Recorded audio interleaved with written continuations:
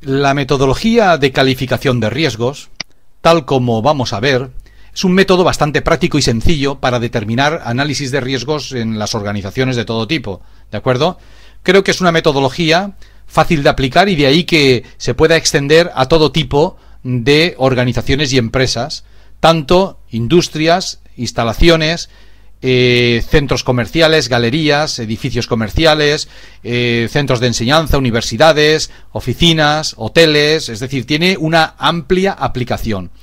Tiene dos ventajas. Primero, sencillez de aplicación y luego, pues que al ser sencillo nos permite de un modo práctico no perder tiempo para evaluar los riesgos y dedicarle tiempo a nuestras actuaciones como prevencionista, como evaluador, pero ya de cara no a la detección o valoración del riesgo, sino de cara a la adopción de medidas que nos permitan enfrentarnos a los riesgos. Por lo tanto, siempre que no hayan riesgos graves o importantes en la organización, como podrían ser vertidos, digamos, contaminantes o nocivos, escapes de gases, explosiones, etcétera, cosas así que se salgan del clásico centro comercial o de, por ejemplo, un edificio de oficinas o un edificio administrativo. Yo creo que es una metodología bastante práctica para su aplicación. La aplicación se hace en primer lugar determinando la probabilidad de que el riesgo suceda.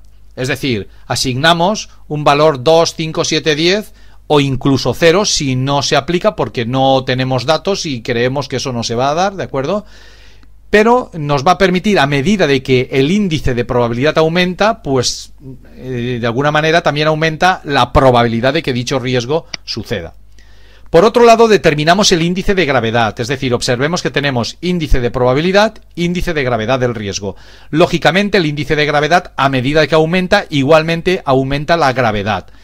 Van ligados los índices con el aumento de la gravedad. Esto significa que también podemos asignarle un numeral, como estamos observando.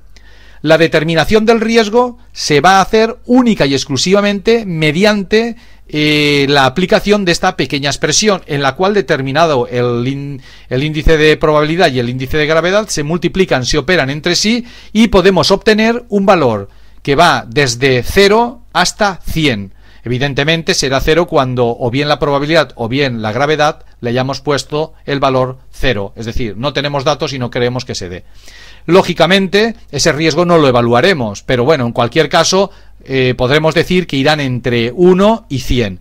Claro, luego catalogaremos cada uno de los riesgos evaluados siguiendo estas tablas mediante bajo, medio o alto, lo cual nos permitirá priorizar la amenaza de cara a encontrar una serie de respuestas. Y aquí es lo que nos va a permitir el riesgo. Es decir, detectamos rápidamente el riesgo, lo evaluamos rápidamente y nos ponemos a pensar y a dedicar toda nuestra actuación en la respuesta. Es decir, priorizamos las amenazas y como consecuencia de ellos haremos una radiografía general de todos los riesgos analizados que nos permitirá, evidentemente, con esa clasificación, actuar sobre aquellos riesgos, como siempre, que tienen una amenaza o que representan una amenaza mayor para la organización y dejar en última instancia aquellos riesgos que representan una amenaza media o baja.